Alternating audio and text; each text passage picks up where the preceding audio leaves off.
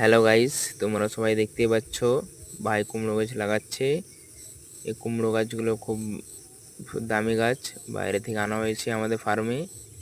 এটা আমাদের একটা ফার্ম, বালাকা এগ্রোভিলা। তো নিশ্চয়ই তোমাদেরকে দেখাবো ফার্মটা কত বড়, পরের ভিডিওতে নিশ্চয়ই দেখাবো। তো ভাই এখন আমাদের এখানে কুমড়ো বীজ লাগাচ্ছে।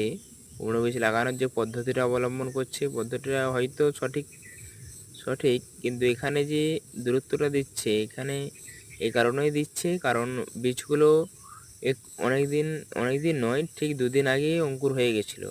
তো আজকে লাগানো হচ্ছে, বৃষ্টির জন্য লাগানো হয়নি এতদিন। বীজগুলো অনেক বীজ নষ্ট হয়ে গেছে। ভাই বীজগুলো একটু দেখিয়ে দাও। দেখিচ্ছে বীজগুলো অনেক নষ্ট হয়ে গেছে, এই কারণে আমরা এই যে বীজগুলো নষ্ট হয়ে গেছে এই কারণে এক জায়গায় অনেকগুলো লাগিয়ে দিচ্ছে। তো ভাই লাগিয়ে দিয়েছে এখানে, আবার যাচ্ছে অন্য জায়গায় লাগাতে। এই যে আমাদের দেখতে পাচ্ছি